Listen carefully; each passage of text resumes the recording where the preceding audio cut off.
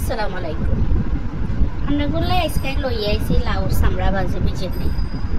লাউর সামরা ভাজি আপনারা এভাবে করবেন, মনে করবেন যে আঙ্গুল ছাটি ছাটি খেতে মনে করবেন। আর আমরা বাঙালি বুঝেন না, লাউর আগাও খাই, গোড়াও খাই, লাউর হাতাও খাই, লাউ খাই। আজকে লাউর একবারে খোসা কিনে একবারে লইছি, ভাজি করুম আলু দিয়ে লগে চিংড়ি শুটকি দিই বুঝেনি।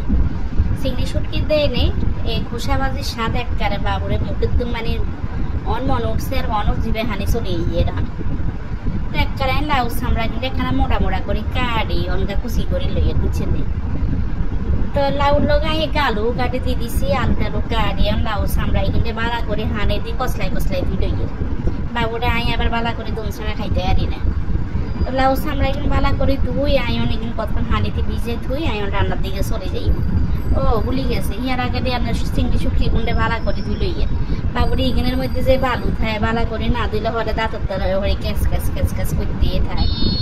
তো চিংড়ি শুটকি ভালা করে গরম হানি দিয়ে কসলাই কসলাই অনেকক্ষণ তাই দুই রান্নার চলে যাই বুঝছেন। আপনারাও কিন্তু বালা করে ধুইবেন, এই সান কত ময়লা এটা তো বাইর হয় এই অবস্থা। আমি শাকি এগুলারে উঠাই এতে করে নিচে ভালো দিন খাই যাইব, উপরের তো নাই শুটকি গুলারে লইয়া লাগি বুঝছেন। এই চিংড়ি শুটকি আবার তালতো পাইছে এটা তো আনলাই আনছে বাবুরে হাতের আবার আনলাই মেলাটা হাতের বহুনলে আবার হাতের দৌড়ানি দিব। তো দৌড়াইলেও কিছু করার নাই, এটা হাতের বিয়ার আগে দিছে, বিয়ার হরে দেয় না। দিয়ে নাই চামড়া বাজি করবার না একটা তেলের কড়াইয়ের মধ্যে তেল দিয়ে দিছি, তেল দিয়ে দুবার তিন শুকনা মরিচটা মাঝখান দিয়ে টুকরা টুকরা করে কাটে দিছি। এতে করে বাজির স্বাদ একবারে পাই তাক লাগাই নিয়ে রাখবো আর কি। তো দিয়ে দিছি ইয়ানার মধ্যে হাফ কাপ পেঁয়াজ এগুলো দিয়ে একটা বাজি টাজি লই ইয়ানার মধ্যে কোকে কাঁচা মরিচের মাঝখান দিয়ে আবার কাটি কাটি দিয়ে দিছি।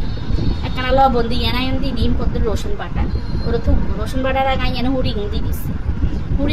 হুড়ি কিন্তু বালা করে লাড়ি সারি বাড়ি দূর মুখে দিয়ে খালি কথা আটকে গিয়ে লাড়ি সারি কিন্তু একখানা যাই বাজি দিয়ে দিছি একখানা রসুন বাটাই কিন্তু লগে দিয়ে দিছি একখানা গুঁড়া মশলা ধনিয়া প্লাস জিরা গুঁড়া একখানা লগে হলদের গুঁড়া অল্প দুগায় মরিচের গুঁড়াও দিছি বুঝছেন। দিয়ে এটা ভালো করে হুড়ি কিন্তু বাজি লগাই যে কদুর সামড়াই কিন্তু একখানে দিয়ে দিছি কদুর সামড়াই কিন্তু লাড়ি আবার দিছি এই লাড়া এই অবস্থা।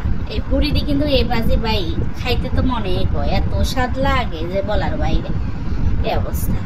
তাই এটা ঢাকতেন না, ঢাকলে ওইটা একখানা যে নীল কালার একখানা চকচকে কালার এটা চলে যাইব, কালার সুন্দর থাকতো না। এরকম না ঢাকিয়ে এটা বারবার লাড়ি সারি ভাজা কমপ্লিট করি এলাম এই যে সান। আর মোটামুটি কিন্তু ভাজা হয়ে আইছে, আর বেশিক্ষণ লাগতো না।